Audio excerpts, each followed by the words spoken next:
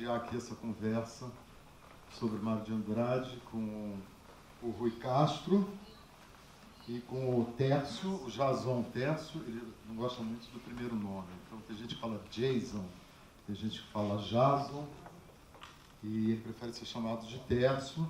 É uma biografia do Mário, Em Busca da Alma Brasileira. E nós vamos conversar aqui um pouco sobre o trabalho dele, sobre o modernismo e sobre as implicações do modernismo nos dias atuais, enfim, no que foi o século XX brasileiro e nesses tempos em que o Brasil não parece mais tão moderno assim.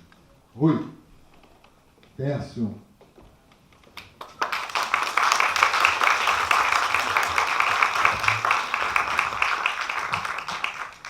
O Rui, eu brinquei com ele que eu ia falar, porque ele fala que sempre que ele participa de debates, as pessoas falam Rui Castro, que dispensa apresentações, e aí ninguém fala dos livros. Então, o Rui Castro dispensa apresentações, autor de Chega de Saudade, magnífica história da Bossa Nova, Transpornográfico, biografia do Nelson, biografia do Garrincha, enfim, dispensa apresentações. E o Rui está trabalhando atualmente num projeto de um livro sobre os anos 20 no Rio de Janeiro. Vai ser interessante, que vai fazer um contraponto, né, com o modernismo paulista, né, mostrando qual era a cena carioca naquela década tão movimentada, né, tão importante. E o Tércio dispensa a apresentação, o autor do livro. Eu gostaria de começar pedindo ao Tércio que contasse um pouco sobre, enfim, a feitura do livro, né? A sua pesquisa, o tempo que você levou, quais foram as questões com as quais você inicialmente se defrontou. E, enfim, como foi feito o livro.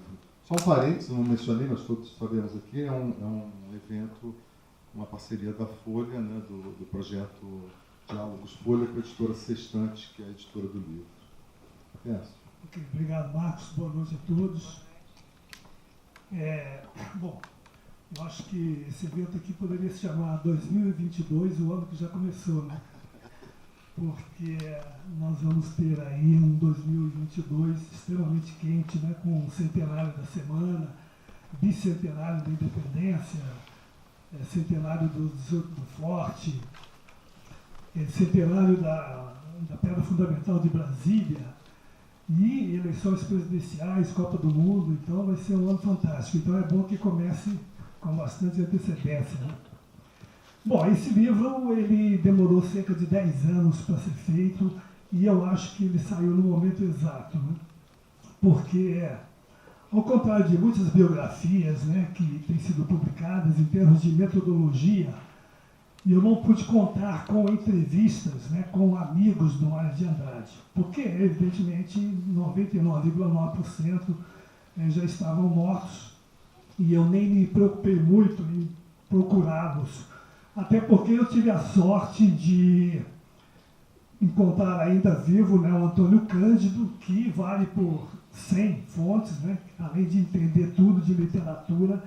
Ele tinha convivido com o Mário de Andrade nos últimos anos e foi muito generoso, muito atencioso, bastante esclarecedor para mim. E um outro cara também importante foi um garçom do restaurante franciscano, frequentado pelo Mário de Andrade aqui em São Paulo, e que também deu umas dicas legais assim, sobre o ambiente, né, do restaurante. Geralmente garçons são muito observadores, né? Então foi muito legal. Agora, as fontes principais mesmo foram os arquivos, né? Então eu encarnei, digamos, a figura do historiador mesmo. Então eu fui às fontes originais das informações, né? Por exemplo, o arquivo da Cúria Metropolitana, arquivo do Conservatório Dramático Musical, onde o Mário trabalhou há muito tempo, cartórios, além, evidentemente, da imprensa da época, né? E nesse aspecto, eu acredito que se esse livro tivesse saído, por exemplo, uns 30 anos atrás, enquanto a maioria, muitos amigos do do Mário de Andrade estavam vivos e poderiam ser entrevistados, acho que esse livro não sairia tão completo, com tantas informações novas, quanto depois da internet. Porque a possibilidade de pesquisar a imprensa dos anos 20, inclusive do século XIX, foi uma ajuda fantástica. Não fácil, porque não dá para imaginar que simplesmente com um clique você descobre informações de coisas ocorridas há muito tempo atrás.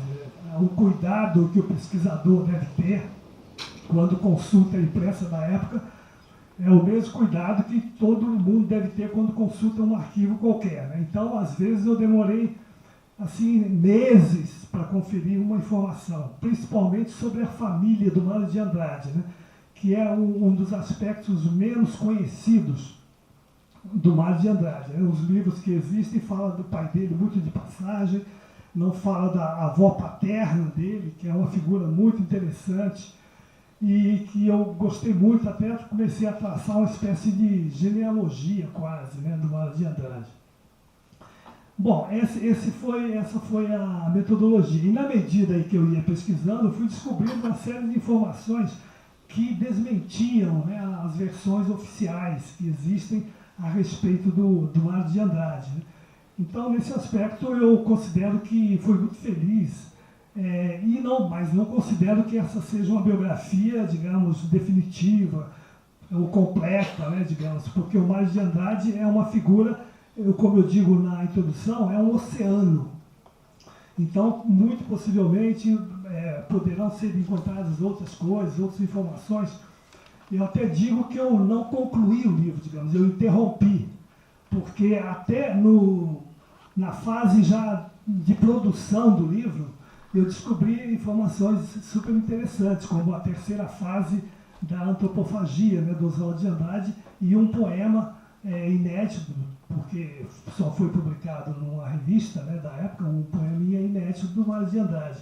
Então tem muita coisa ainda a ser descoberta. Muito bem. Queria colocar uma questão um pouco menos biográfica nesse momento. Hoje vai ter tempo de falar sobre vários aspectos. Que é o tipo, quer dizer, o Mário de Andrade foi um personagem que marcou profundamente, né, o meio intelectual, a cultura do Brasil no século passado e até hoje está aí com a sua grande influência, né, presente. Ele, no livro, você faz algumas menções diversas ao tipo de nacionalismo do Mário. Ele tinha uma visão, uma questão, a questão dele era o Brasil, né, e a sua maneira. Ele professava-se um racionalismo ao mesmo tempo radical, mas ao mesmo tempo aberto, né?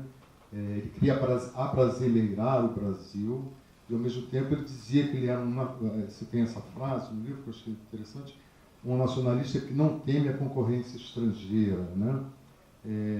Esse tipo de visão nacionalista permeável ao internacionalismo, digamos assim, é um tipo de visão que está muito presente no modernismo São Paulo, que o Oswaldo também tem isso, enfim. Tem um certo cosmopolitismo dentro daquele provincianismo, e que marcou muito a cultura brasileira em seus momentos mais luminosos das últimas décadas. A Bossa Nova, por exemplo, era isso, né? Era um nacionalismo sem medo do estrangeiro, né? O próprio tropicalismo, na sua maneira, toda uma produção moderna brasileira, que o moderno do Brasil acabou, de fato, se instaurando, né, como o estilo par excellence do país nas últimas décadas. Então, eu queria perguntar para o Rui sobre isso, sobre esse tipo a constituição dessa mentalidade, né, que, obviamente, que ela não é só uma mentalidade construída pelos modernistas de São Paulo, mas ela é um tipo de mentalidade que triunfou em algumas áreas muito importantes da nossa cultura. Bom, boa noite a todos. Eu acho que essa história ainda está para ser contada, né, de direito. Porque não é você olha para trás e pensa no modernismo, pensa no bossa nova, outras coisas, de repente a gente parece que tem uma visão completa do negócio e a gente confunde, mistura todas as épocas. Talvez tenha havido uma fase inicial do modernismo, uma fase intermediária, uma fase seguinte, tudo isso entre 1922 e 1928, digamos assim, né? Então não me parece, por exemplo, que em 22 eles fossem nacionalistas. Acho que não eram nada, ao contrário, eram completamente dependentes de alguns franceses que eles admiravam, né? Esse nacionalismo pode ter começado a se manifestar no meio da década, até chegar talvez a uma coisa mais estabelecida no final. Mas, por exemplo, eu não sei se haveria poesia pau-brasil sem o Blaise Cendrars, né? Aquele tipo, a poesia piada é uma espécie de adoção do poesia que Blaise Cendrars fazia. Blaise Cendrars, esse, inclusive, o Gerardo Gasso me corrigir, eu descobri uma frase do dia do Mário de Andrade, dizendo que quando ficou sabendo que o Blaise Cendrars vinha morar, vinha ficar aqui no Brasil, o Mário registrou a seguinte frase: o Brasil não precisa de mutilados, precisamos de braços. O Blaise Cendrars tinha perdido um braço na Primeira Guerra, né? Então eles fizeram até o trocadilho do nome, Blaise Cendrars, Blaise Cendrars, né? Você conhece essa frase? Sim, Quer dizer, o Blaise Cendrars depois seria uma espécie de papa do modernismo. Foi recebido dessa maneira pelo Mário. É possível isso? Eu gostaria, aliás, eu devia ter dito isso antes, dar-se um resumo da minha visão, né, do Mário de Andrade, o que ele representa, o que ele significa, né, na cultura brasileira em geral. Para mim, na minha opinião, depois de ter escrito essa biografia, ele é um dos 5 escritores brasileiros mais importantes de todos os tempos, né? Claro que uma lista dos 5 maiores pode variar de acordo com o gosto de cada um, mas eu acho que 2 escritores são obrigatórios. O Mário de Andrade e o Machado de Assis, né? Agora, o que valoriza mais o Mário de Andrade é que ele se meteu em diversas atividades paralelas e que, enfim, acho que é um caso único, né? Então, ele foi líder moral e intelectual da vanguarda modernista, diretor do Departamento de Cultura, professor de música erudita, fotógrafo, folclorista, criador da primeira entidade de pesquisa de etnografia, né, a Sociedade Etnográfica Brasileira, jornalista, né, editor... O Roquete Pinto de bolso, né? Oi? Roquete Pinto de bolso. Você está falando do Roquete Pinto, foi mais, né? Sim. Bom, eu não sei, aí você pode depois dizer para mim mais.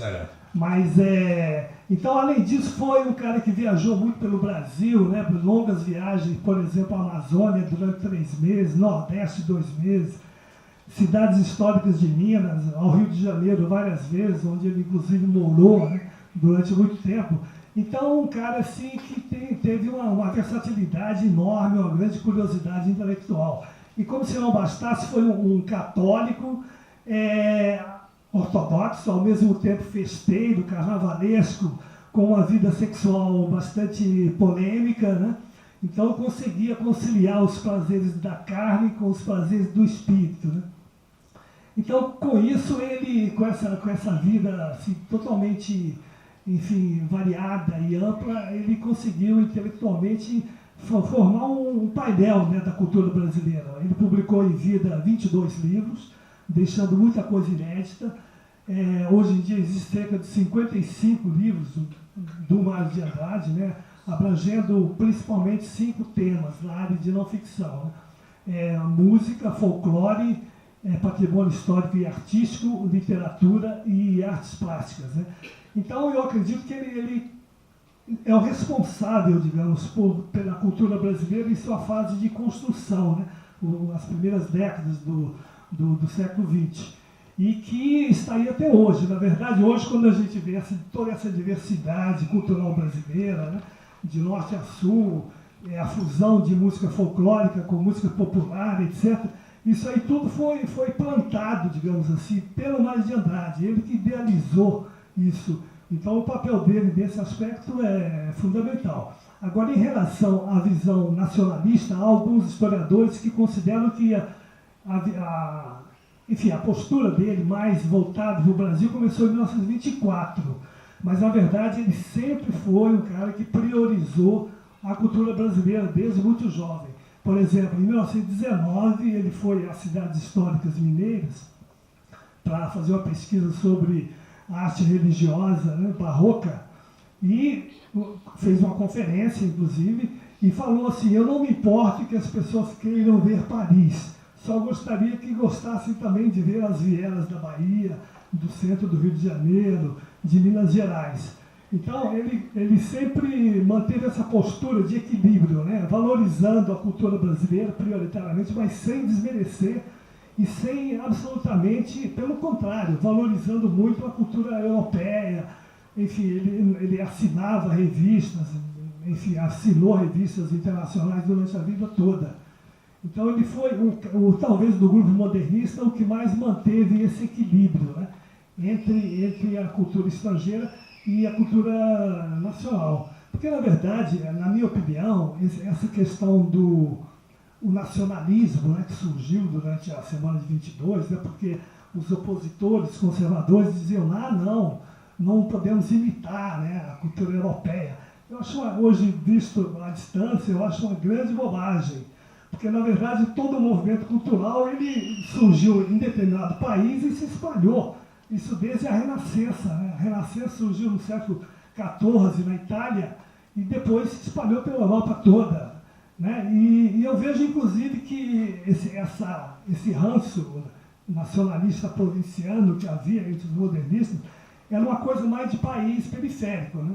Porque, por exemplo, Ezra Pound, que criou o movimento modernista na Inglaterra, né? Ele estava radicado lá, que lá se chamou imagismo. Ele falou claramente: se não fossem os futuristas italianos, não teríamos criado aqui o modernismo. Ele criou junto com James Joyce e T.S. Eliot. Tem um futurista, inclusive italiano, o Giovanni Papini, ele assumia a influência dos franceses. Falou assim: se não fossem os simbolistas franceses com versos livres, não teríamos criado o futurismo. Então, a influência, os europeus em geral não tinham nenhum problema em reconhecer e valorizar a influência estrangeira. Agora aqui não. Não podemos imitar a Europa, entendeu? Mas na verdade, imitavam. Então, imitavam e o negócio é imitar mesmo, Então, porque na verdade a imitação, ela em si não é ruim. Não é? O Japão ele deu um salto que até hoje tornou uma potência no século XIX, mandando técnicos do governo para a Europa para verificar como é que funcionava lá, meios de transporte, sistema de justiça. Então, a imitação sempre houve, entendeu? Desde que sejam coisas que melhorem a cultura, enfim, a civilização, né, de modo geral, tudo bem. Eu tenho a impressão que essa onda nacionalista foi uma continuação um pouco daquela descoberta da arte primitiva, que se deu no começo, na passagem do século, né, com aquela pintura, né, de povos primitivos que os franceses faziam, né, os exploradores que foram para lá, Gauguin, aquela coisa toda. Isso ativou, talvez, uma espécie de descoberta dos valores nativos de cada país, né? Então, você tem, por exemplo, é evidente que você, na época, como artista, era quase impossível você ficar a salvo da órbita de Paris, né? Em todo o sentido, na música clássica, na literatura, na poesia, nas artes plásticas, em tudo. Quer dizer, os franceses é que dominavam. Mas eles próprios estavam querendo, se interessando por manifestações nacionalistas. E um exemplo que nós tivemos aqui no Brasil foi, até um pouco antes do modernismo, foi quando o Darius Milhaud teve aqui, né, veio como secretário particular do Claudel, que era embaixador da França no Rio, e o Milhaud se juntou com alguns músicos brasileiros, né, Ponceno, Francisco Braga e outros ali, e quando foi embora se queixou de que os músicos brasileiros só queriam saber de imitar a Europa quase em terceira mão, né? O músico brasileiro clássico não toma conhecimento do maravilhoso folclore brasileiro, que são as modinhas, são os tanguinhos, né? São as marchinhas, etc. Né? E aí ele foi e fez lá o Boi no Telhado, né? Que é um popurrí de canções brasileiras daquele momento, e que era uma prova de que, ó, se vocês não quiserem usar o que é nativo do Brasil, eu uso, né? E roubou cerca de 30 músicas brasileiras, fez aquele pot-pourri dele, que aliás é espetacular, né? Sem dar crédito a ninguém, e tudo mais. Agora, veja bem, quando você analisa hoje, depois de vários livros publicados sobre esse assunto, e você vê que ele foi completamente desonesto. Primeiro que a ideia que ele faz de folclore era a produção comercial, musical do Rio naquela época. Tudo que ele acha que é folclore, ele comprou partitura e comprou disco gravado. Né? E outra coisa, quer dizer que os músicos brasileiros não davam bola para isso. Tanto davam que você tem, ele roubou, inclusive, peças do próprio Alberto Nepomuceno. Botou lá naquele pot-pourri dele. Segundo, ele só foi descobrir o nativismo aqui no Brasil, porque lá mesmo ele estava pouco ligando para a música nacionalista francesa, né? Da região dele, que era ali o sul da França. Ou seja, você já tinha essa discussão aqui muito antes. O que aconteceu? Eu acho que o modernismo, quando estourou em 22, começou muito ainda na órbita da vanguarda francesa, né?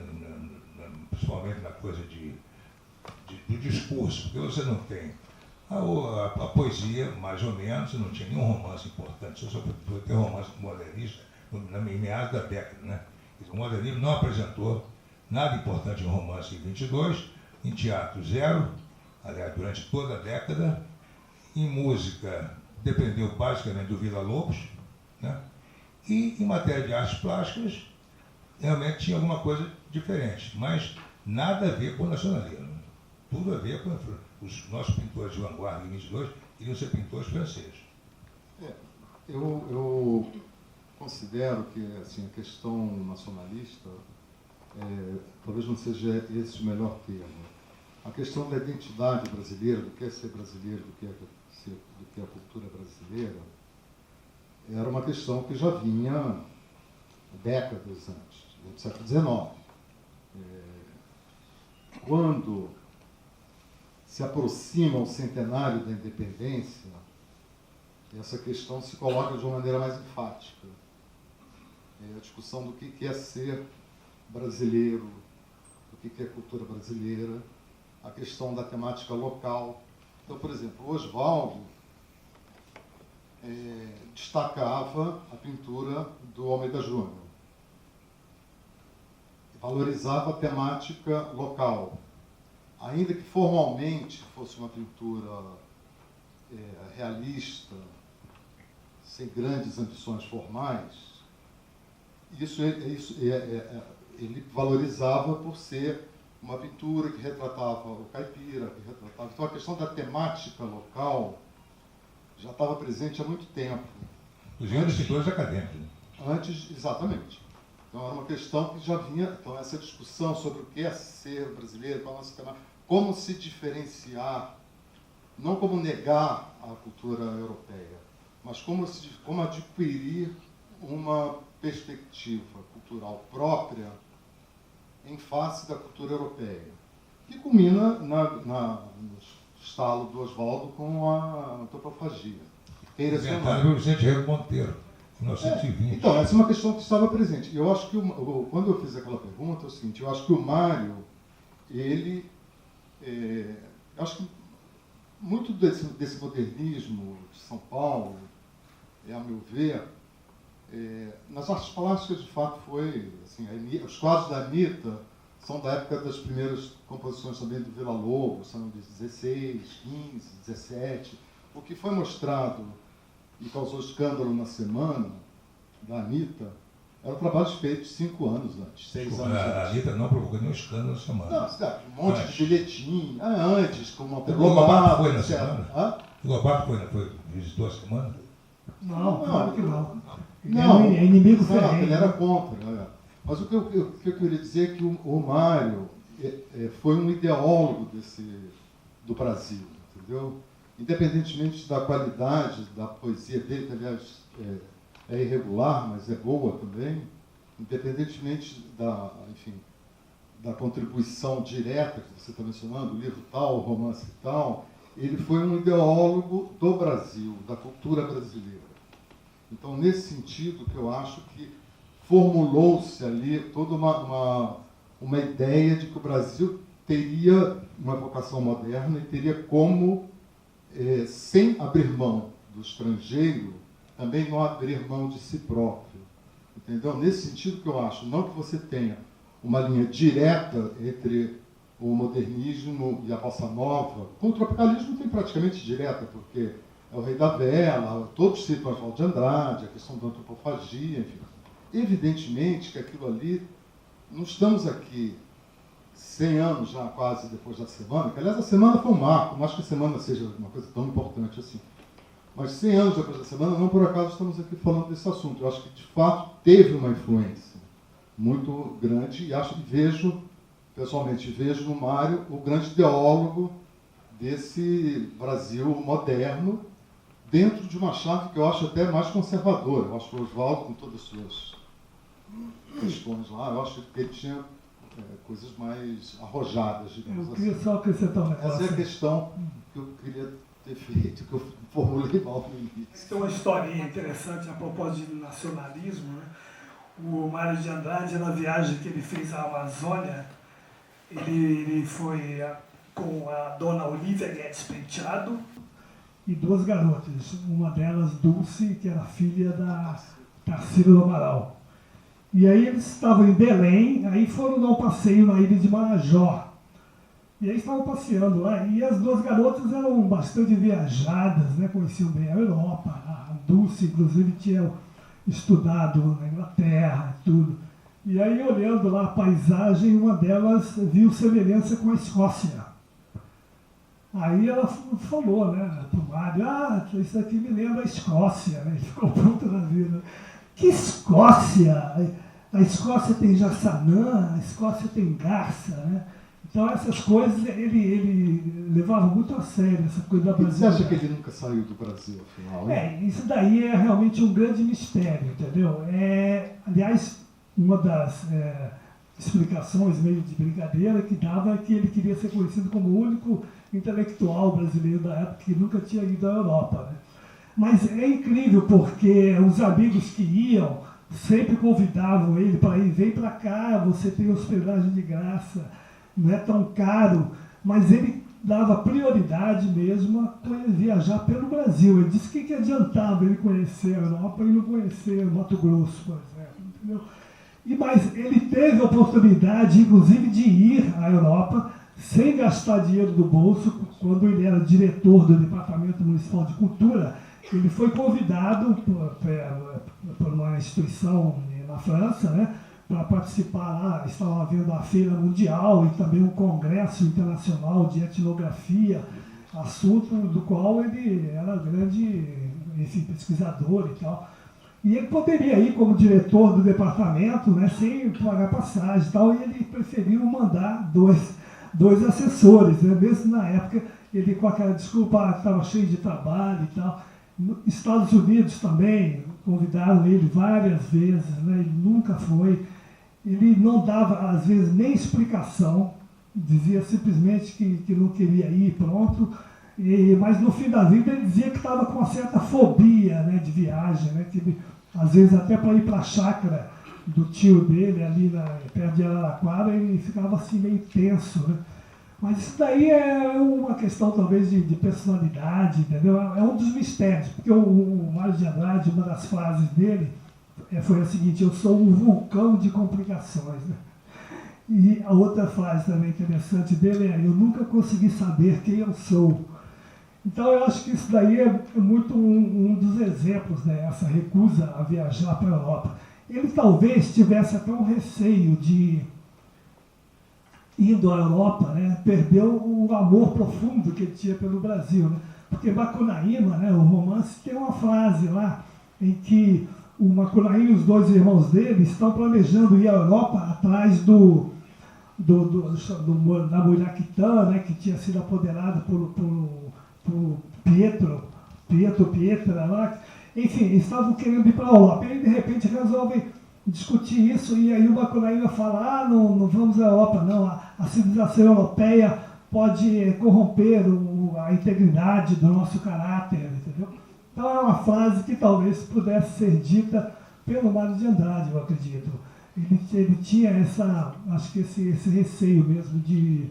Agora, você mencionou aí o tropicalismo, né, que é muito comentado como tendo tido influência do Oswaldo de Andrade. Né? Na minha opinião, na minha modesta opinião, o tropicalismo teve mais influência do Mário de Andrade, indireta, do que do Oswaldo de Andrade. A forma do Oswaldo de Andrade é muito devido ao Rei da Vela, né? Que foi montado, a peça dele, e basicamente isso. Na poesia dos tropicalistas eu não vejo muita influência. Agora, o que foi o tropicalismo? A fusão da música brasileira urbana, rock internacional, inclusive Bob Dylan, que é uma coisa nunca lembrada, e música folclórica, que também não é muito lembrada. Então, principalmente Caetano, Gil, até o Tom Zé, inclusive os Mutantes, todos eles fizeram essa fusão perfeita da música folclórica brasileira com o rock internacional e a música urbana. E foi uma tendência seguida pelas gerações sucessivas. O Alceu Valença, o grupo Mangue Beat, por exemplo, também bebeu na água do folclore. E hoje em dia, as melhores cantoras que existem são essas que fazem essa fusão, como Renata Rosa, Yara Renault, que, aliás, compôs um balé sobre Macunaíma. Né? E o Villa-Lobos também estava nos filmes do Glauber, né? E o Joaquim Pedro filmou Macunaíma, com a chave da época política ali, né? O Villa-Lobos, inclusive, foi influenciado pelas ideias do Mário de Andrade em relação ao aproveitamento do folclore brasileiro. Né? Foi isso que deu, acho que, a riqueza da música do Villa-Lobos.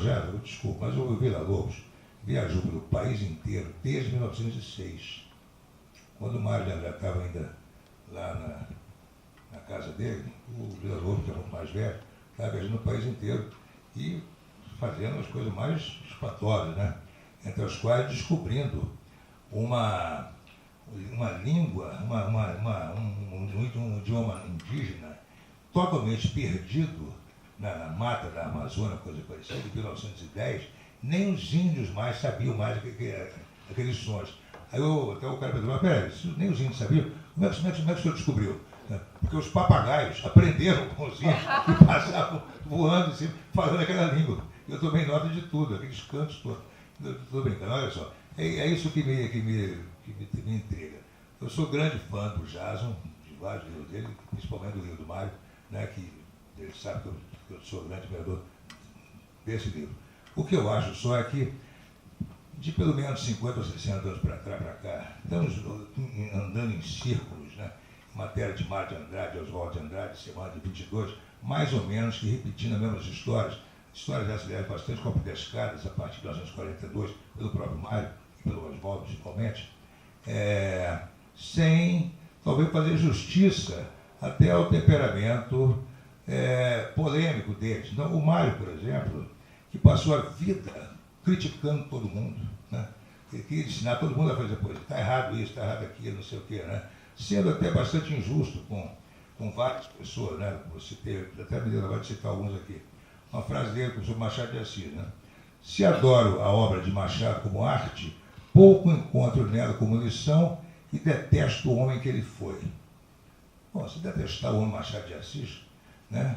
Talvez o Machado não se pronunciou muito sobre a questão do negro, né, na época dele, mas também o Mário também não se posicionou, sendo que o Mário era nitidamente um homem negro, ou não era? Era um mulato de pai e mãe. O Mário foi o primeiro, talvez, estudioso a fazer um estudo sério sobre as músicas das religiões afro-brasileiras. Inclusive, ele ousou fazer uma palestra sobre isso no Rio de Janeiro, na Academia de Música, uma escola de música erudita, enfim. E foi lá, fez a palestra, ilustrando, inclusive, com discos dele, de autoria dele, entendeu? Então, ele se interessou profundamente pela... Você tinha no Rio uma pessoa que fazia isso também, chamada Luciano Galé. Não, ele foi discípulo, o Luciano Galé foi discípulo do Mário de Andrade. Inclusive, o Mário foi o prefaciador lá de um livro póstumo, né, sobre o Luciano Galé. O Aleijadinho também descobriu uma coisa aqui outro dia, que ele detestava o Aleijadinho. Quando foi lá, finalmente conheceu e gostou, né? Tem essa história? Não, ele considerava o Aleijadinho o único gênio brasileiro. Depois. Não, quando ele foi, o Preto. Antes ele parece que escreveu contra ele. Não, quem detestava, quem não gostava do Aleijadinho era o Oswald de Andrade. Sim, que ele não conhecia a anatomia. Em 1924, quando eles foram às cidades históricas mineiras, ele e o Oswald tiveram uma discussão braba lá, porque o Aleijadinho, o Oswald de Andrade dizia, o Aleijadinho não conhecia nada de anatomia. Eu quero dizer o seguinte, eu acho que tudo bem essas passagens, eles foram formidáveis. Agora, essas viagens que eles fizeram, né? Todas patrocinadas pela dona Olívia, né? A da Amazônia e a de Minas, né? Deixa eu falar assim. Isso não era o avô do Rodrigo Melo Franco de Andrade, fez a biografia do Aleijadinho no começo do século XIX, ou seja, o Aleijadinho não era um segredo exatamente, que o Mário foi lá descobrir, entendeu? Né?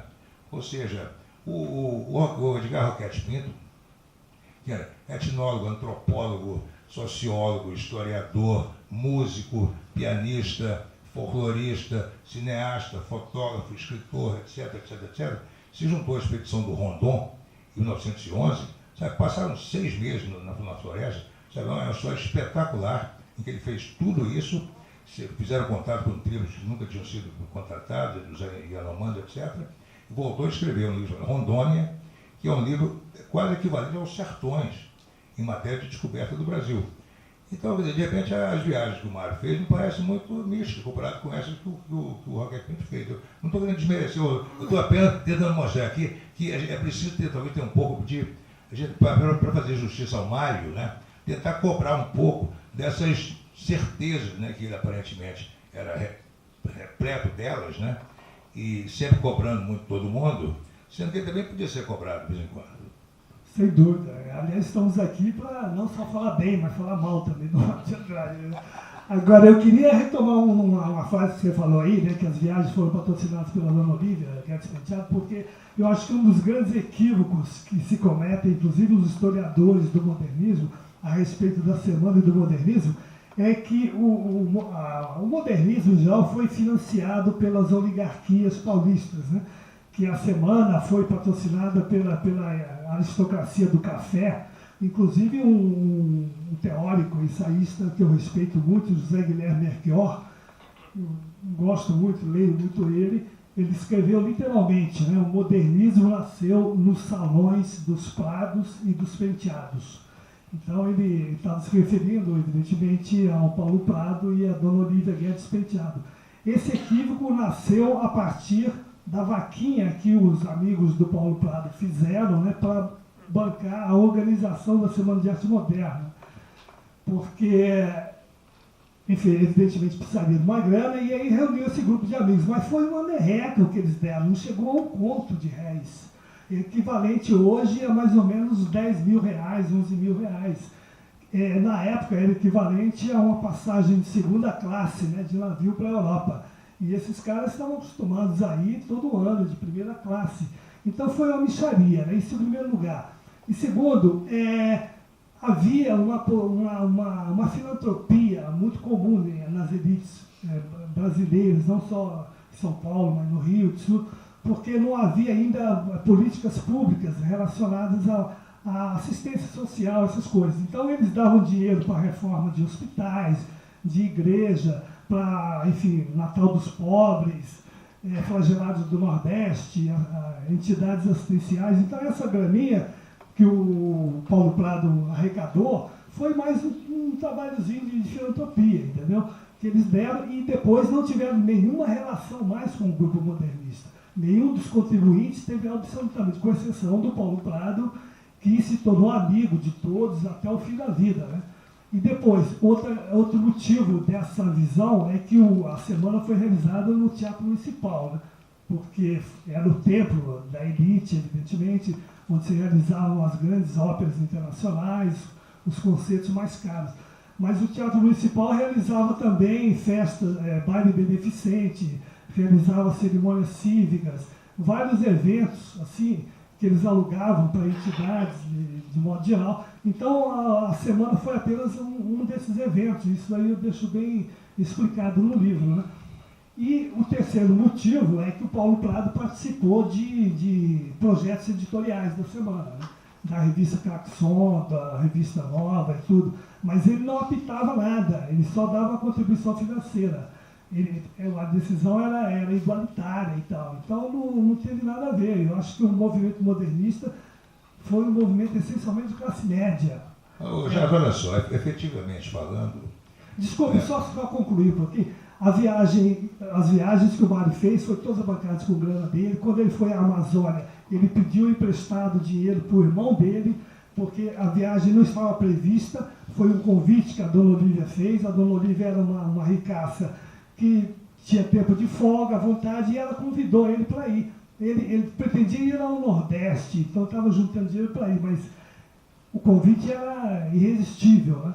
Inclusive ele estava terminando de escrever Macunaíma, então ele pediu dinheiro emprestado para o irmão dele e bancou tudo com o grana dele, e no final até da viagem o dinheiro dele acabou, ele teve que pedir emprestado para a dona Olívia, mas aí depois pagou. A dona Olívia pediu emprestado para ele. A dona Olívia foi pedir, é curioso isso, porque ela foi pedir dinheiro para ele emprestado e ele disse que ele também estava sendo distão.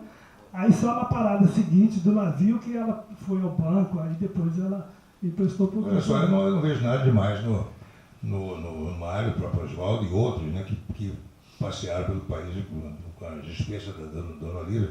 Isso era só uma continuação das grandes noites na casa dela, né, na maravilhosa casa dela, como era também na casa do Paulo Prado. O próprio Mário fala isso naquele famoso speech de 1942, ele descreve lá como o modernismo se passou dentro dos salões da aristocracia, e principalmente os da Tarsila, né? Cuja família tinha 38 fazendas, né? Uma das quais dela. Mas isso aí não tem problema nenhum, essa ligação, esse contato com a aristocracia. O problema é que isso talvez tenha comprometido a visão dos modernistas em relação ao próprio Brasil. Porque, por exemplo, a Semana da Revolução foi em fevereiro de 22. Em 5 de julho, teve o episódio 18 do Forte, que na verdade não foram 18, foram 11, pior ainda, em que os jovens oficiais do Exército Brasileiro enfrentaram as oligarquias que os mataram, oligarquias essas que os modernistas frequentavam. Você não tem eu não conheço uma palavra dos modernistas sobre o episódio do Forte Copacabana. Então, em 24 teve a reprise dessa insurreição, dessa vez em São Paulo, em que o governo Arthur Bernardes mandou os aviões bombardearem São Paulo, né?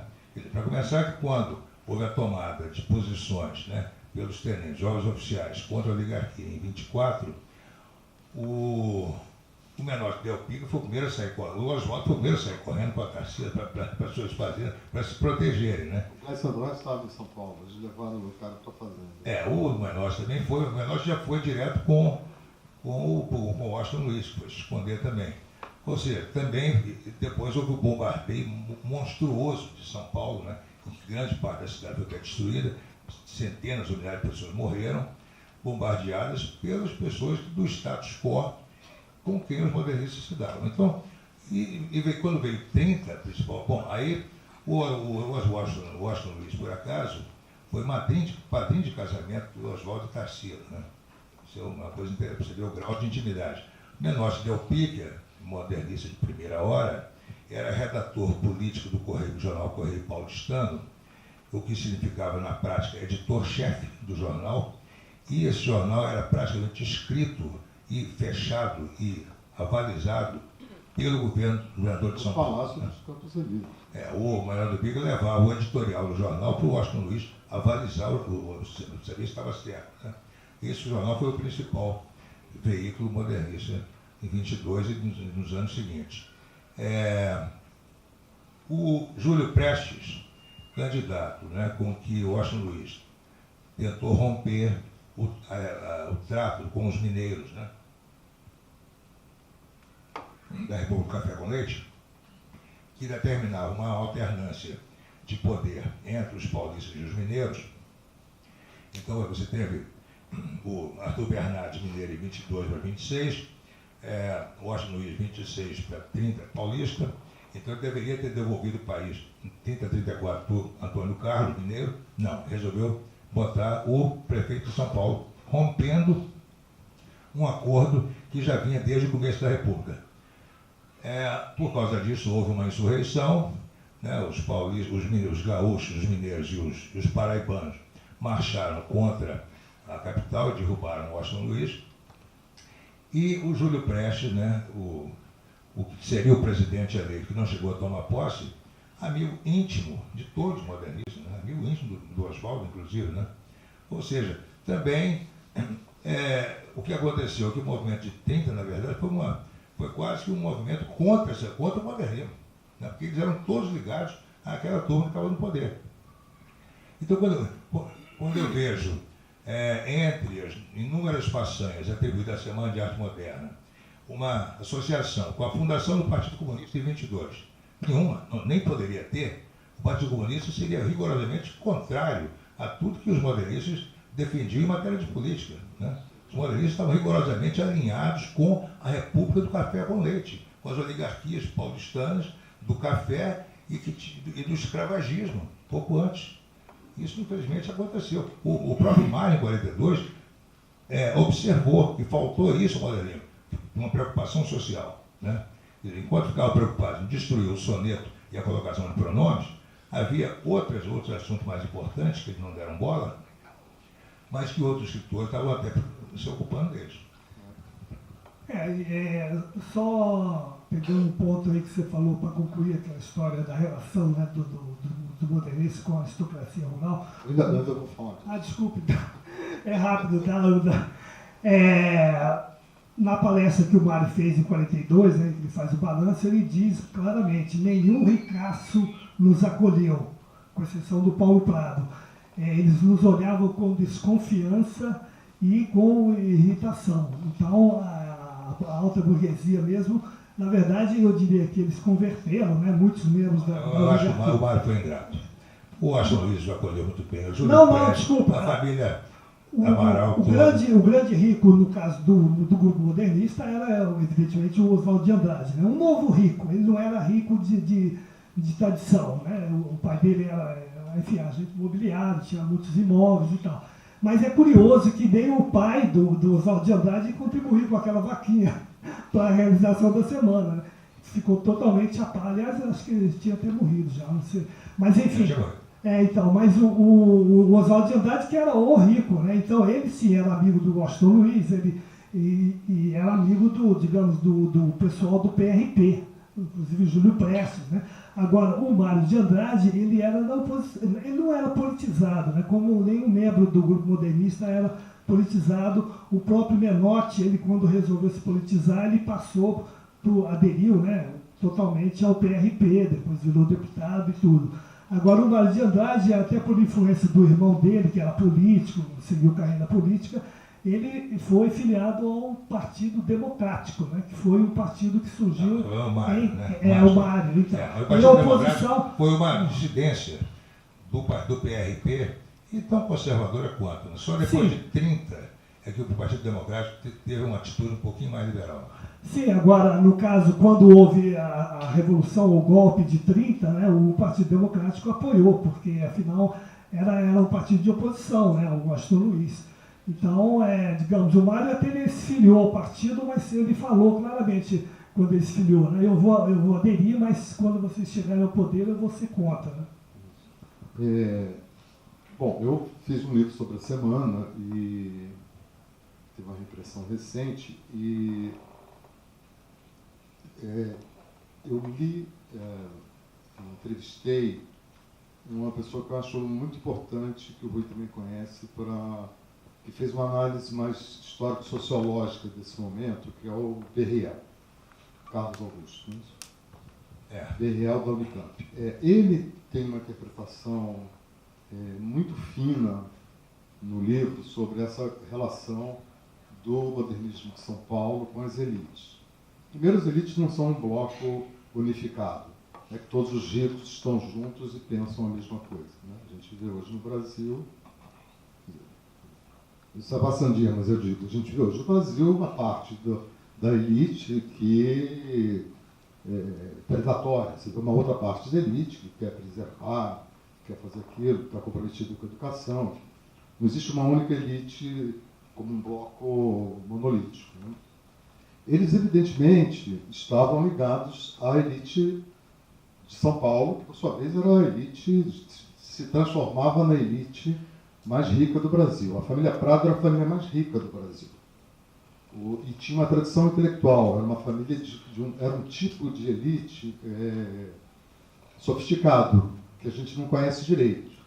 O Eduardo Prado, tio do Paulo Prado, sobre o qual o Berriel fez esse livro, Tietê, Tejo, Sena, era uma personalidade assim, extraordinária, intelectual, etc. etc. Assim, me ficou muito evidente que a Semana de Arte Moderna como evento, independentemente da linguagem, do quadro, do poema, que nem tinha muita coisa, se inscreve num contexto de projeção de São Paulo como liderança moral, intelectual, cultural do Brasil, porque a econômica já estava se tornando e já era na prática. Então, na verdade, a tese do Berriel, que eu endossei no meu livro, é que essa burguesia do café, não o baronato tradicional, mas essa burguesia cosmopolita que a família Prado representava, que foi gerado sim pela riqueza do café, que depois se reciclou dos escravos. Exato, mas que depois eles mesmos promoveram a substituição dos escravos, toda a imigração, eles eram donos dos navios, das companhias que iam buscar os europeus na Europa para vir trabalhar aqui. Essa burguesia se comportava como uma burguesia clássica que projetava-se como o universal do país. Quer dizer, então, é claramente assim, um movimento que se inscreve num projeto de hegemonia cultural de São Paulo. Assim, eu não tenho a menor dúvida. O Menotti Pica é o lado caricatural disso. E a inserção de elite deles é clara. A Tarsila era mais rica que o Oswaldo. Né? O avô da Tarsila se chamava Stanislau o Milionário. Assim que se chamava ele. Tinha riquíssimo. Paulo Prado era a família mais rica do Brasil. Né? O Oswaldo viveu até onde pôde, o que sobrou do dinheiro da família dele, né? Até a morte, praticamente. Né? O Mário, remediado, classe média ali remediado. Os encontros eram na casa da Vila Quiriel e na casa do Paulo Prado. E na casa, depois da Semana, da Dona Olívia Guedes Penteado, na Duque de Caxias, ali com a... não lembro qual. Na casa do Mário também havia uma reunião. E na casa do Mário também havia uma reunião. Então, evidentemente que eles eram a elite, porque tinha ido para a Europa, falava língua, lia, eram cultos, entendeu?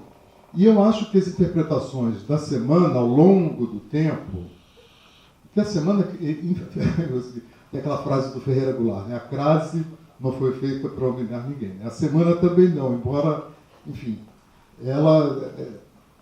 a gente percebe toda a precariedade que tinha ali em termos de potência artística já realizada, não de potência a se realizar. Né? Mas, me perdi, mas a Semana... Elite, eu estava falando da elite, a ligação. Exato, com a elite. A Semana foi um evento de projeção de São Paulo, entendeu? De falar, nós somos o Rio de Janeiro, Pernambuco, Minas, enfim, Minas estava também, foram poderes que se constituíram, o Rio especialmente era muito, uma questão também muito com o Rio, porque São Paulo era uma cidadezinha, o Rio era uma metrópole, né? Agora, o século XX é nosso, então eu acho que a Semana é São Paulo falando, atenção, o século XX é de São Paulo, nós somos o projeto de modernização do Brasil, somos nós. Chegou em 30, a porcaria quebrou, as coisas foram se piorando, mas, de certa forma, esse projeto se realizou. Porque depois a iniciativa privada em São Paulo foi replicando o que o poder público no Rio fez. Então, criou-se aqui a Bienal de São Paulo, o Museu não sei das quantas. Já pulou dos anos 50.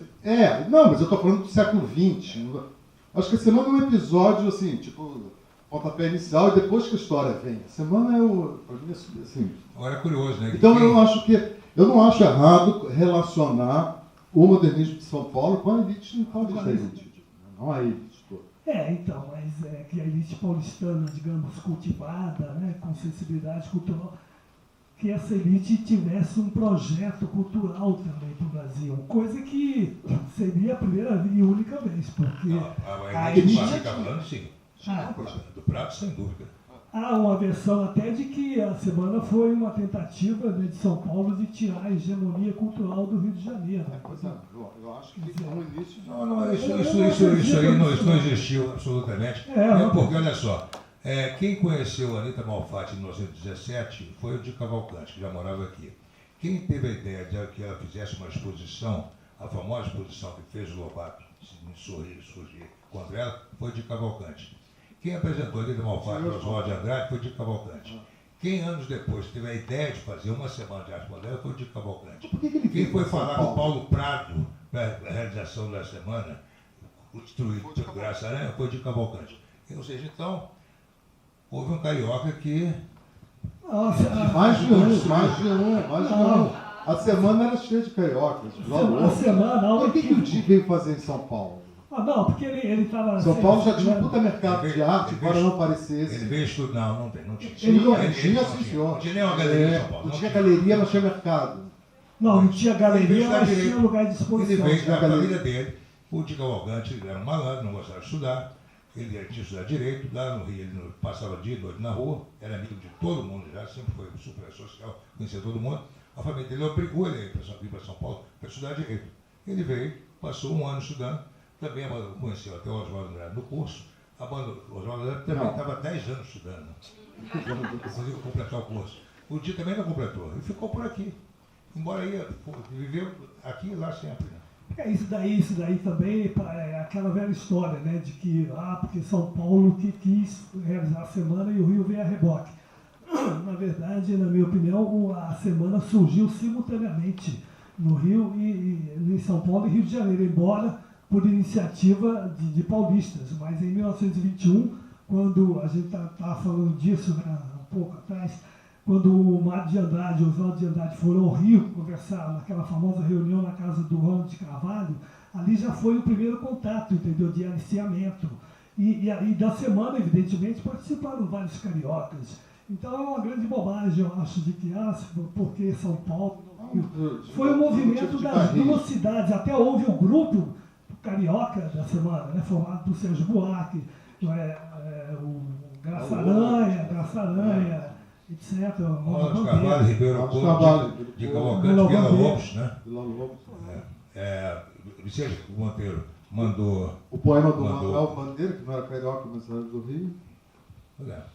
Exatamente. Agora, no Rio, o Graça Aranha quis se arvorar líder, né, do movimento. Essa foi a pior colaboração do Rio. Causou a maior confusão. Né? Mas sem ele não teria havido, né? Sem ele não teria havido. Não teria havido. Alô? Fala mal do Graça. Sendo que, na verdade, que trabalhava para o Paulo Prado. O Graça Aranha trabalhava para o Paulo Prado. Graça Aranha tinha um caso de amor com a irmã do Paulo Prado. Né? Os dois casados, né? Tinha um caso E havia um interesse na história dele que é o seguinte, quando acabou a guerra, a elite de São Paulo se viu com uma quantidade muito grande de café estacionado na Europa, precisava ser recambiado, precisava ser pagos por aquilo. Né? Então houve um interesse do Paulo Prado em se ligar com o Graça Aranha, porque o Graça Aranha tinha sido embaixador do Brasil na Europa durante muitos anos, e ele o Paulo Prado achou que o Graça Aranha ainda tinha poder para fazer esse tipo de recambiamento do dinheiro. O Graça Aranha não tinha mais poder nenhum nessa época, né? Mas o Paulo Prado não sabia disso. Por isso que o Paulo Prado recebeu a ideia do Graça Aranha com muito prazer. Assim como a burguesia de São Paulo, que contribuiu com o dinheiro do Teatro Municipal, também era que tinha dinheiro estocado na Europa e achou que o Graça Aranha poderia facilitar, o que não aconteceu. Bom, eu queria abrir para perguntas, né? Porque a gente eu só queria colocar uma coisa aqui que acho... Tipo, meia hora para terminar, quem quiser.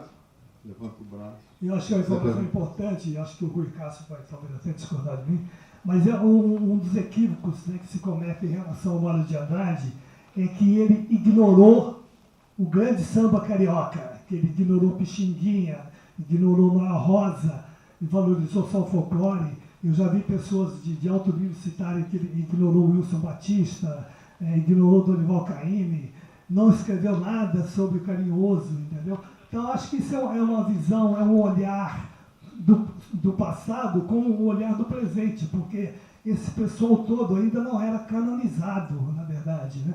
O Pixinguinha mesmo começou a ficar mais conhecido na década de 30, quando ele já tinha uns 40 anos.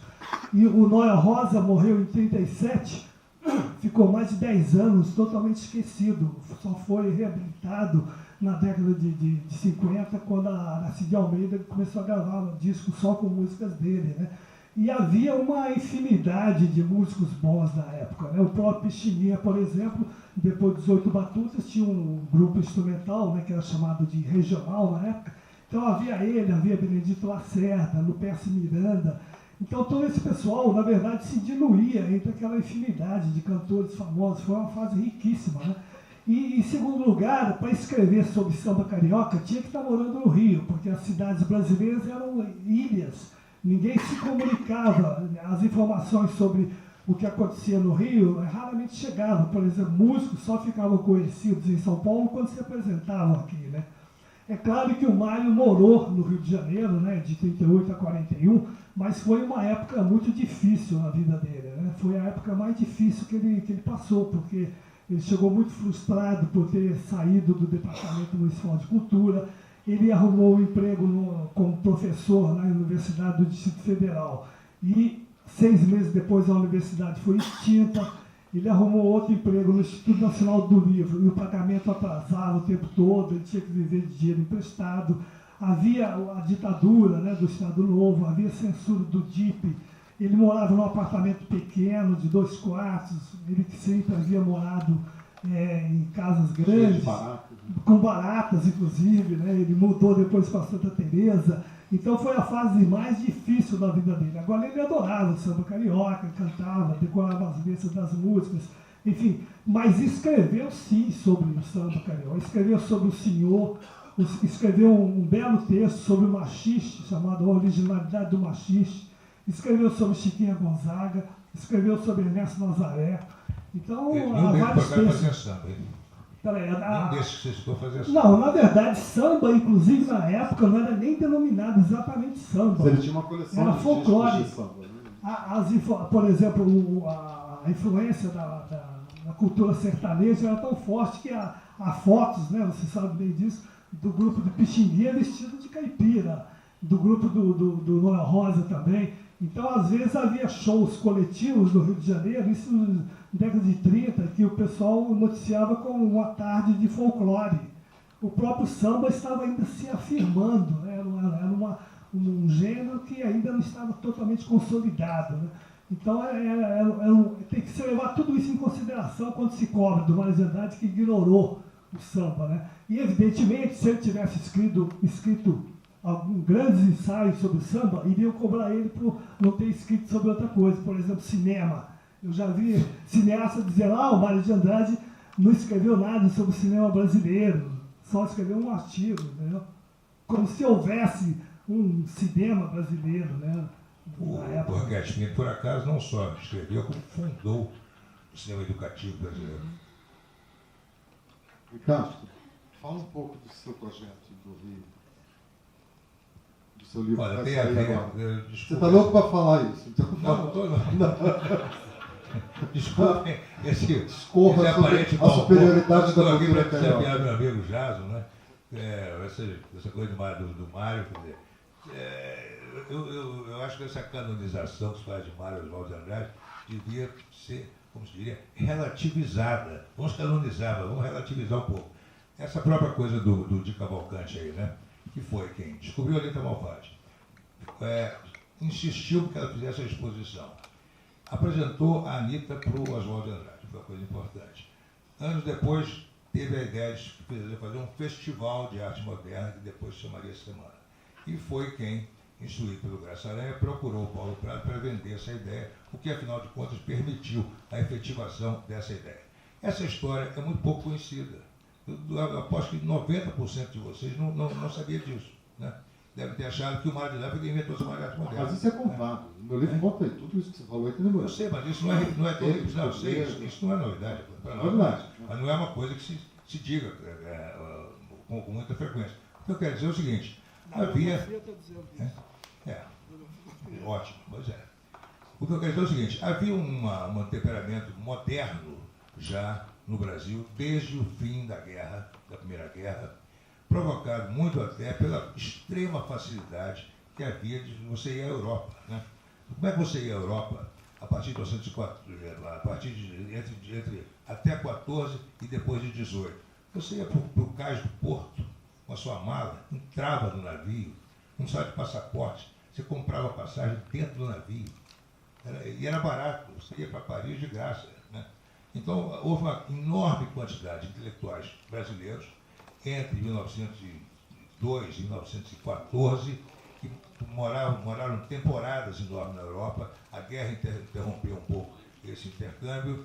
Eles traziam as ideias para cá. O Brasil não era tão atrasado assim, porque os caras traziam as ideias dos movimentos de vanguarda e tudo mais. Todo mundo sabia, em 1914, no Brasil, o que era cubismo, o que era tudo. Não era apenas futurismo, já sabia de tudo isso, dadaísmo, etc. Não era novidade. E então, por exemplo, para você ter uma ideia, havia um poeta no Rio chamado Ronald de Carvalho. Era um chamado intelectual de primeiro plano, né? Um homem que falava 6, 7 línguas, ligado ao Itamaraty, admirado pelos intelectuais mais velhos, fascinava os mais novos, a tal ponto que o Mário foi pedir a bênção dele para ler o Paulo Sérgio de Varanda para ele. Ronald de Carvalho, embora muito jovem, com 20 e poucos anos, publicou o primeiro livro dele na Europa, em Paris, em 1912, 13, e foi para Lisboa, onde se ligou ao grupo do Fernando Pessoa e do Mário de Sá Carneiro. Tanto que a famosa revista Orfeu, uma revista de vanguarda poética, publicada simultaneamente em Lisboa e no Rio, em 1913, tinha como diretores em Lisboa Fernando Pessoa e Sá Carneiro, no Rio Ronald de Carvalho. Não me consta que Fernando Pessoa tenha sido um poeta do interesse do Mário, ou muito menos do Oswaldo, né? No período ali de 22. O Ronald de Carvalho e outros eram poetas da linha simbolista, que não tinha nada a ver com o parnasianismo. Eles eram os poetas diretamente herdeiros do Baudelaire, do Mallarmé, do Verlaine e do Rimbaud. Poetas também que não creio que tenham sido de grande interesse em 22, né? Ou seja, você tinha, e além disso muitos outros, você tinha uma indústria editorial no Rio enorme, com cerca de 30 editoras grandes, você tinha uma quantidade gigantesca de livrarias, você tinha 25 jornais diários, em 1922, 25 jornais diários no Rio, entre matutinos e vespertinos. Ou seja, havia toda uma movimentação intelectual e boa parte dela voltada para o futuro, para o interesse, para a inovação e tudo mais. Não é obrigatório que você, para ser modernista, tenha que fazer poema piada, né? E criou-se uma ideia, de muitos anos para cá, que se você, para ser modernista, tem que fazer poema piada, né? O próprio Mário nunca fez poema piada, né? O Bandeira nunca quis se livrar da metrificação e da rima. Para ser moderno, não precisava. Você podia ser moderno de várias maneiras. O que aconteceu com o 22 foi que, infelizmente, simplificou essa ideia de modernismo aos cacuetes de 2 ou 3 modernistas de 22. Né? Eu estou contando tudo isso para dizer o seguinte. Eu estou trabalhando há quase 4 anos num livro, que vai sair agora em novembro, sobre o Rio dos anos 20, que, na verdade, não precisou ser modernista, embora tivesse várias pessoas associadas ao modernismo de São Paulo, e não precisou ser moderno, porque já era moderno, era tremendamente moderno. Né?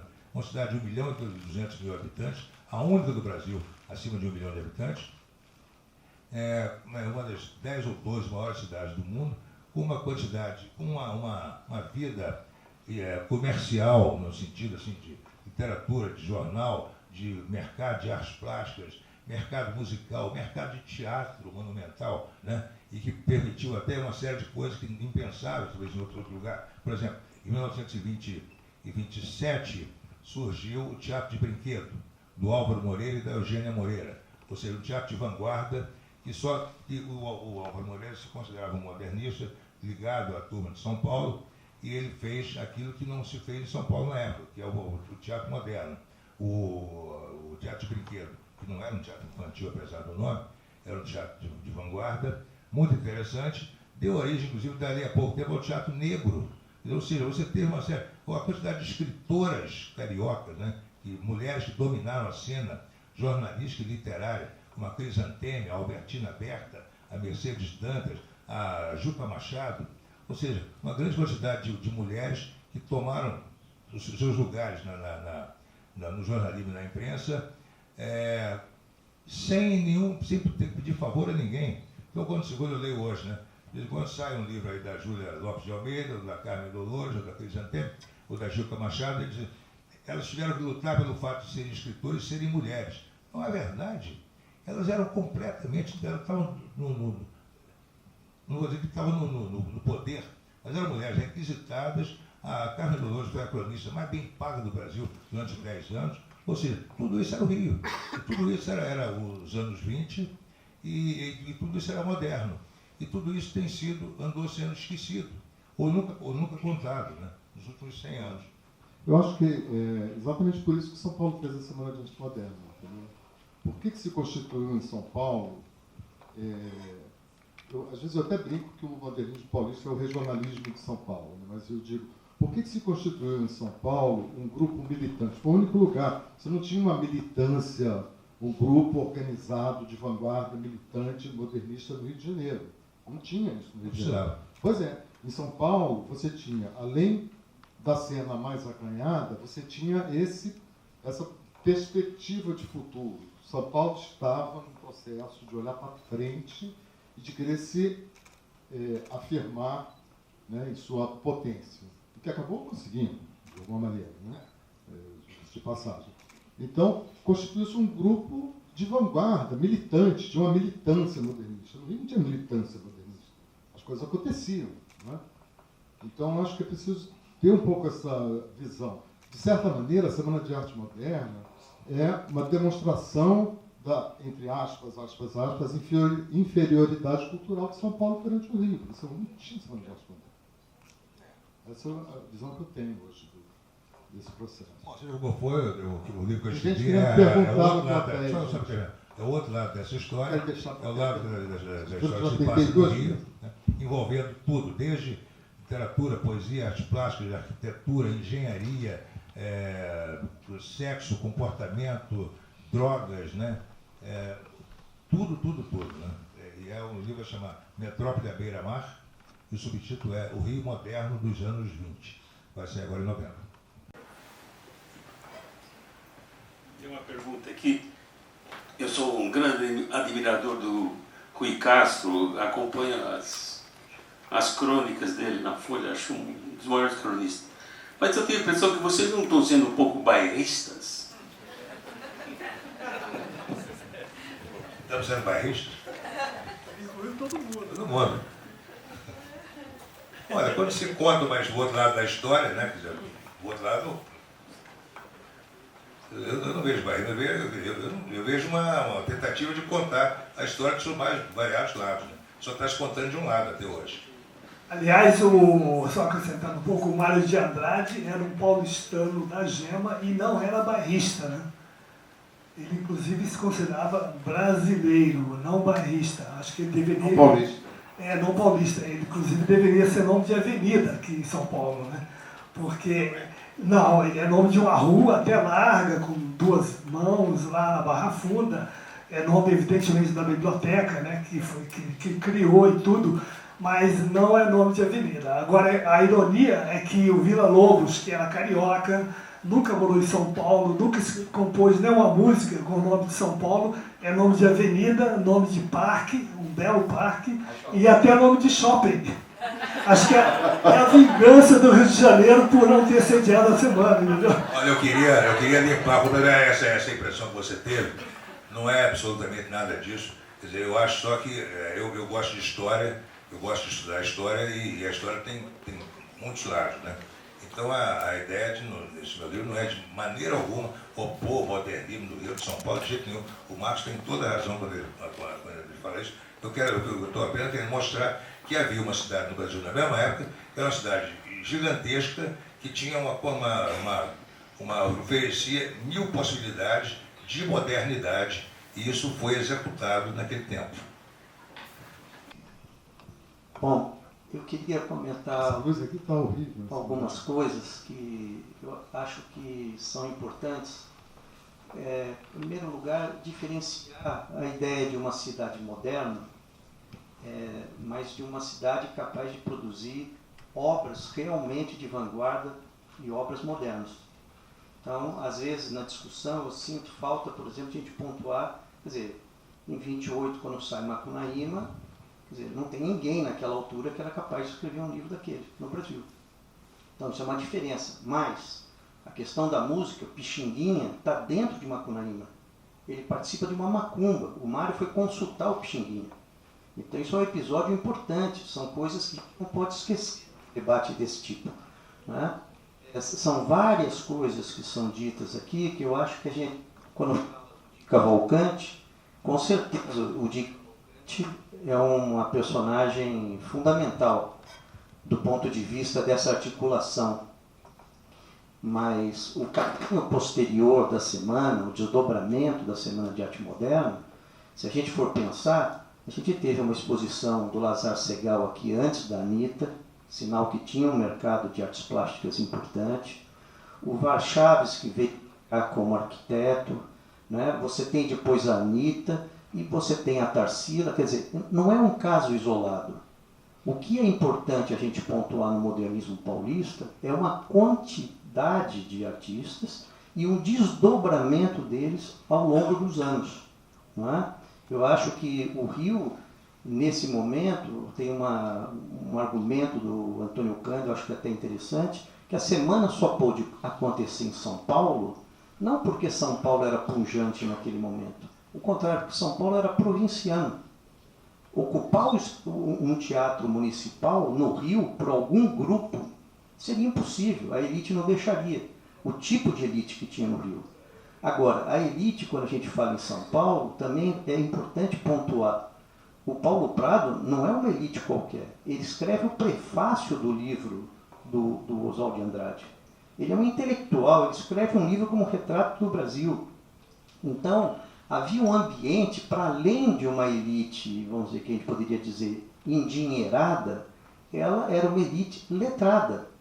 E isso é muito diferente. Então, quando o Marcos falou realmente essa questão do Eduardo Prado, o Eduardo Prado era amigo, vamos dizer, do Eça de Queiroz. Né? Quer dizer, uma pessoa que frequentava os círculos todos, vamos dizer, em Portugal, em Paris, vamos dizer, na França, e vamos dizer, financiam, vamos dizer, coleções de livros de história, que são importantíssimos. Então, o Capistrano de Abreu vai colaborar com eles, em todos os cronistas. Quer dizer, havia, então, uma articulação em São Paulo, que eu acho que ela é muito importante, e que o Mário, sim, está no centro disso, corrigindo algumas coisas aqui que foram ditas em relação ao Aleijadinho. Muita gente falou antes do Aleijadinho. É verdade que tem a biografia do Bretas sobre o Aleijadinho, mas a primeira pessoa a falar e inverter a avaliação histórica que era feita sobre o Aleijadinho foi o Mário. E é o Mário antes da Semana de Arte Moderna. É o Mário em 1919. Ele vai, escreve 4 artigos sobre arte religiosa no Brasil e ele fala: talvez o único artista que se possa denominar genial no Brasil seja o Aleijadinho. E mais tarde ele escreve ensaios, o Bandeira escreve ensaios, e as viagens que os paulistas fizeram com Blaise Cendrars para as cidades históricas, elas viraram um emblema depois. Porque você vai encontrar o Portinari foi com Aníbal Machado, o Pedro Nava foi com Afonso Arinos. Aquilo passa a ser um projeto nacional para além de São Paulo. Eu não acho que São Paulo tenha um projeto hegemônico naquele momento, mas certamente os intelectuais paulistas tinham uma curiosidade de conhecer o Brasil muito maior que outros estados. A viagem do Mário para outros estados Ninguém pediu para ele viajar. Ele fez porque ele tinha um interesse antropológico, quer dizer, ele tinha uma curiosidade realmente pelos ritmos, pela cultura. Quer dizer, isso é preciso matizar mais. Quer dizer, quando a gente fala só da elite, a gente não está falando das obras que ficaram, né? A gente poderia colocar o Alcântara Machado, com Brás Bexiga. Esse é um autor que esteve mais preso a São Paulo. Mas o Mário, o Oswald de Andrade, eles transcenderam muito São Paulo. É uma obra sobre o Brasil, é uma obra, vamos dizer, às vezes até com conexões com a América Latina. Então, eles receberam intelectuais, tiveram um trânsito muito grande, não só com a Europa. Eu acho que esse aspecto é bem importante a gente matizar, né? Em relação, só rapidamente, só lembrar, ele mencionou aí a viagem às cidades mineiras, né? Essa viagem teve também como resultado importante a constatação desse grupo de que o patrimônio histórico lá de Ouro Preto e outras cidades estava totalmente degradado, porque na época não havia uma política de preservação e de restauração desses imóveis, né, históricos. E eles voltaram a São Paulo decididos a criar, né, um projeto que pudesse, enfim, trabalhar nisso para restaurar aquele imóvel. Não deu certo, porque na época eles estavam sozinhos na história, né, e a dificuldade de comunicação também entre São Paulo e Minas Gerais era muito difícil, mas foi onde foram plantadas as bases de uma política de preservação do patrimônio histórico e artístico nacional, que resultou na criação do IPHAN, né? Do qual o Mário de Andrade participou intensamente na redação do projeto inicial, né? Em relação às obras, né, do modernismo, realmente houve poucas obras na primeira etapa do modernismo, né? O romance Macunaíma, evidentemente, vale por vários romances. Acho que houve mais assim, poesia, né, do que romance, exatamente, porque foi uma fase mais de combate, né, na verdade. Agora, a segunda etapa do modernismo, que eu acho que é mais ou menos consenso entre os historiadores, foi a que ocorreu na década de 30, no Rio de Janeiro, com o romance nordestino de 30, né? Então, aí sim, foi uma fase de grandes romances, né, com Jorge Amado, Zé Lins do Rego, Raquel de Queiroz, etc. Então, aliás, eles eram adversários, eles não admitiam, né, a influência do modernismo, até contestavam, de certo modo. Mas foi o modernismo com a flexibilização, digamos, da linguagem, que abriu caminho para que o romance nordestino de 30 realmente se consolidasse e tal. Isso aí. O Oswaldo falava que ele não gostava dessa literatura movida à atração animal. Mas o Augusto, essa questão da hegemonia, esse projeto hegemônico de São Paulo, de fato podemos matizar um pouco, mas eu acho que foi um momento em que São Paulo assumiu uma leitura do Brasil, da cultura brasileira, do que deveria ser o Brasil. Então eu acho que tem ali, e foi uma coisa extremamente marcante, por isso eu comecei falando um pouco da projeção dessa elaboração em outros movimentos importantes culturais do Brasil. Então, eu acho que foi um momento que São Paulo se apresentou como um polo de interpretação da nacionalidade, quando São Paulo é muito visto, curiosamente, né, até hoje, como se fosse fora de São Paulo. No Rio, fala-se que São Paulo é outro país, né? É engraçado isso, né? Como tem essa ambiguidade, né? Mas, enfim, são questões. Eu acho que chegamos ao fim. Alguém quer... O Mário, com toda essa grandeza dele, acaba despertando muitos aspectos a ser discutidos. E eu acho que com isso acaba a própria figura dele submergindo um pouco. Eu cheguei aqui atrasado, mas até onde vi parece que o debate foi muito mais de teses, e as teses são infinitas, né? Então, uma coisa que eu queria perguntar ao biógrafo é se ele sentiu essa dificuldade, né, de mostrar a figura do Mário, que é uma grande incógnita ainda até hoje, depois de tantos anos da morte dele. De uma forma geral, essa pergunta, e um aspecto específico, queria saber se você conseguiu, na sua pesquisa, encontrar luzes sobre o passado familiar do Mário, Porque na linha paterna, parece que a genealogia dele começa no Carlos Augusto, que é o pai. Tem alguma referência àquela mulata, a avó dele, e mais nada. Tem, pelo lado materno, muita coisa. Leite Moraes, o avô, que aliás ele cita quase nada, né? E que foi governador, aliás era presidente na época, presidente de Goiás, foi deputado, um deputado muito aguerrido, foi, enfim, uma série de coisas, né? Essa é uma parte que desperta curiosidade bastante, o que haveria para trás, e também a figura do Carlos Augusto, né? Pai, com toda aquela severidade dele, pelo passado difícil, né? Mulato, filho da mulata. Parece que ele inibiu muito o Mário, tanto que o Mário só vai deslanchar depois que ele morre em 1918.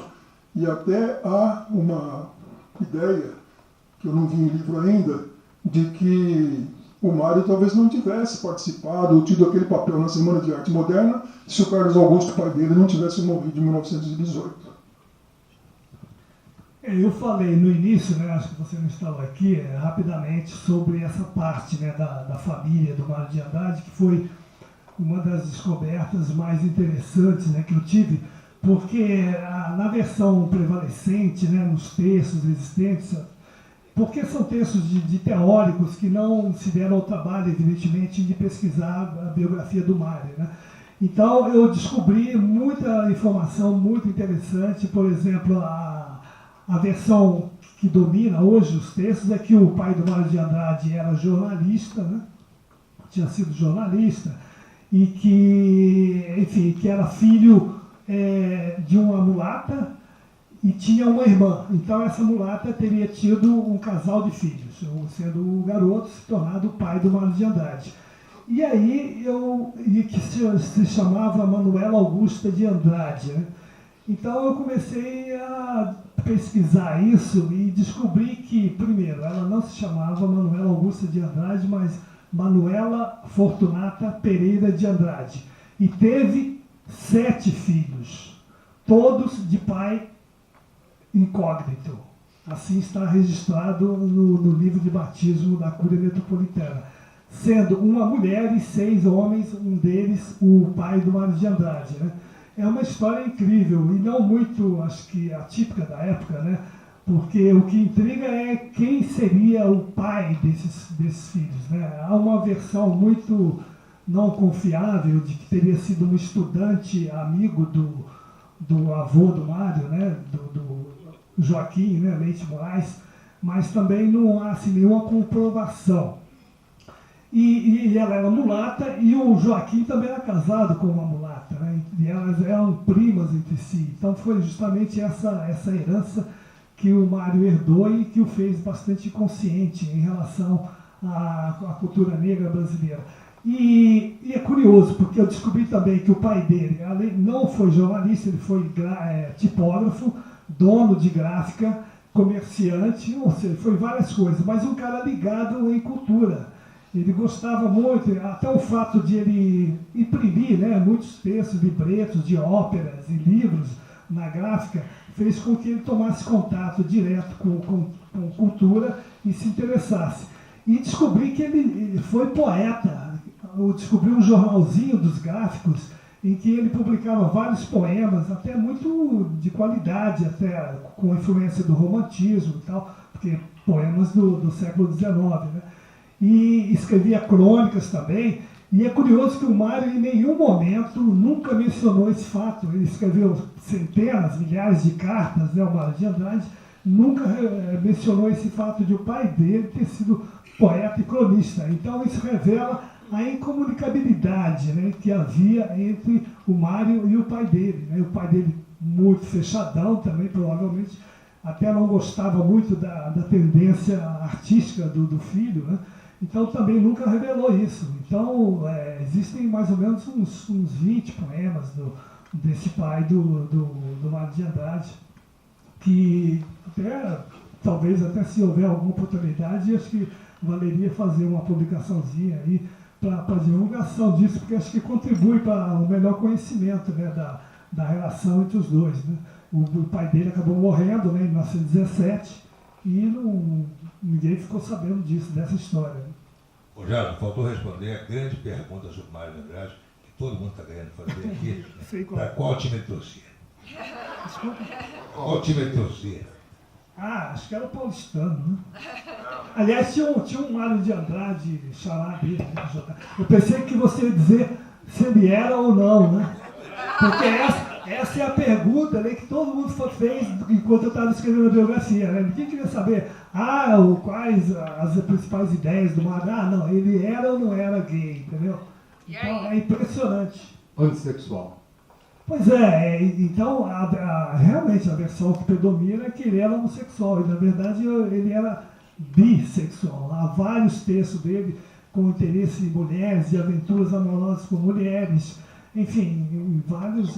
Agora, em relação com exceção de alguns poemas, digamos, meia dúzia de poemas, né, que há uma conotação homossexual, uns 2 ou 3 contos, não há no texto dele nada que revele isso, com exceção do Macunaíma, né? Macunaíma tem um trecho lá que é bem bandeiroso mesmo, né?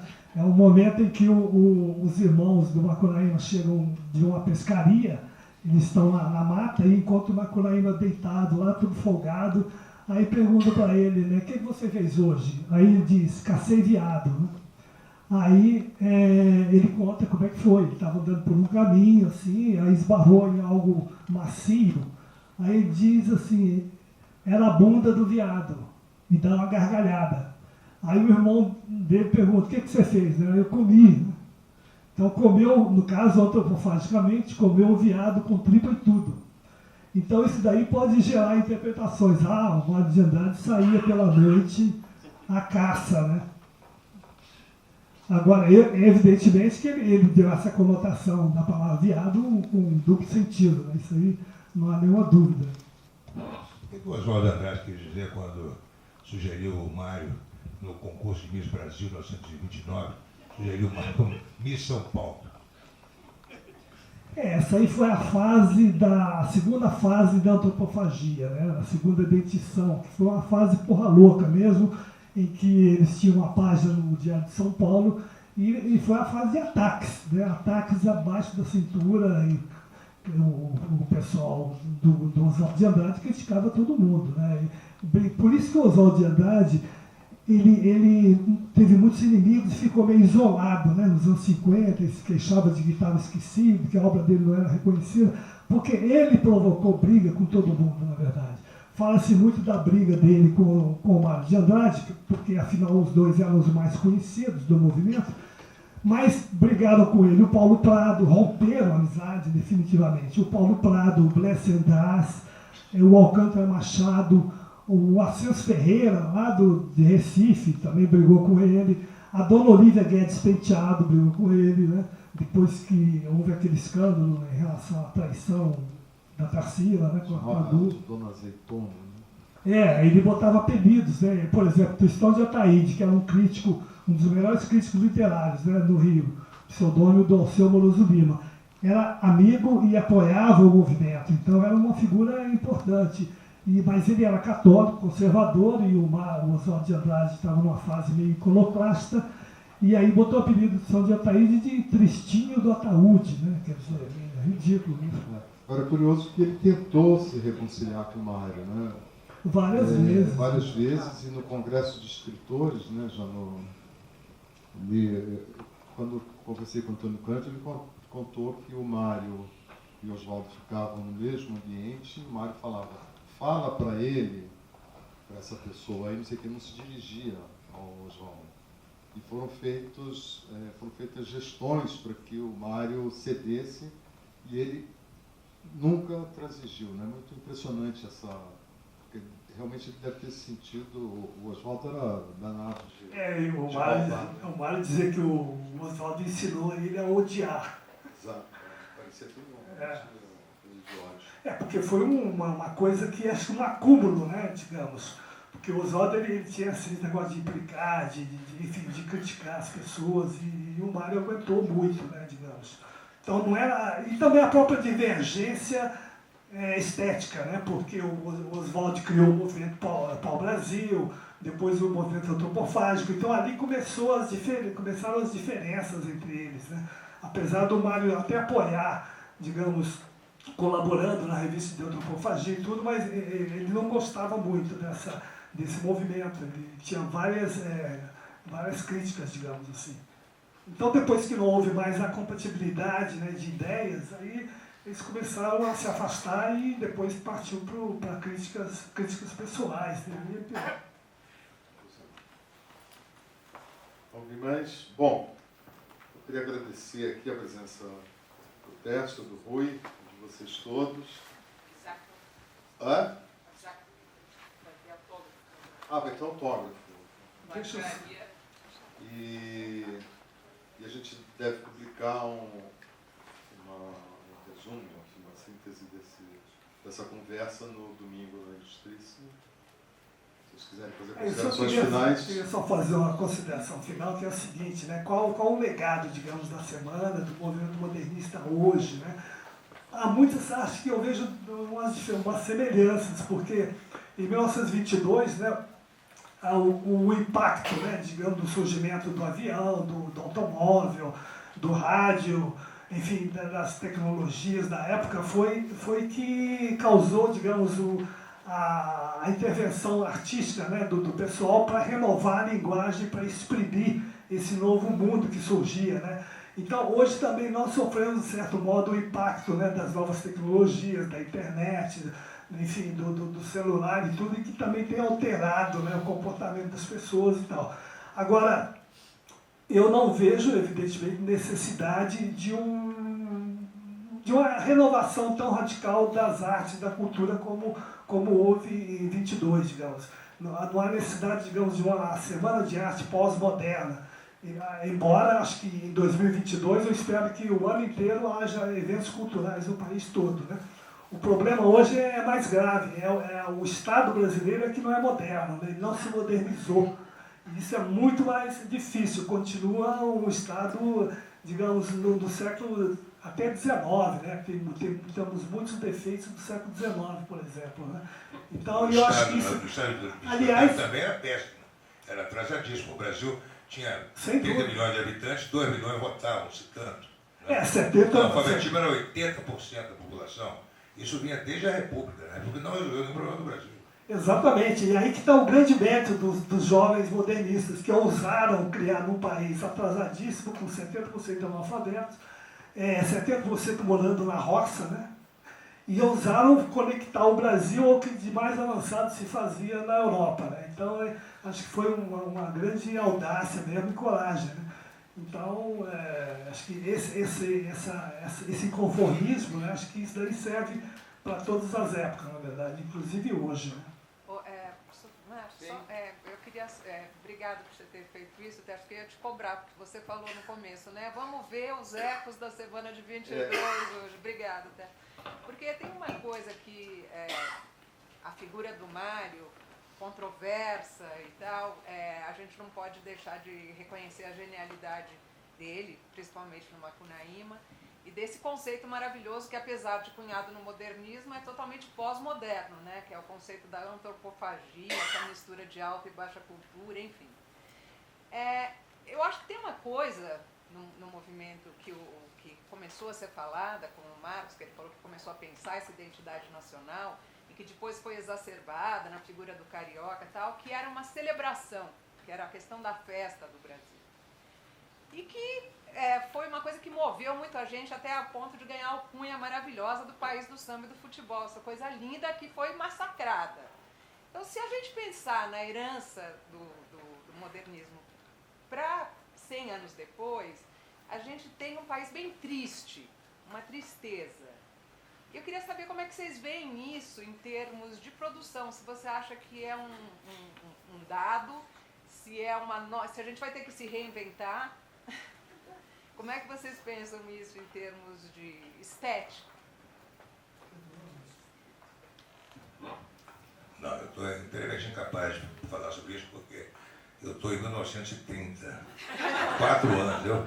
Agora, isso que você falou da alta e da baixa cultura, você vai ver a maravilha que é aquela quantidade de escritores, jornalistas, caricaturistas, pintores, músicos, tanto operísticos quanto na música clássica como música popular, cronistas e, sabe, a quantidade, por exemplo, de escritores que... O Rio tinha uma prisão chamada Casa de Detenção, né, onde cabiam 500 pessoas, tinha 2.000 presos sempre. É a mesma história até hoje, né? A Casa de Detenção era a maior prisão do Brasil. Todo mundo passou pela Casa de Detenção de uma maneira ou de outra.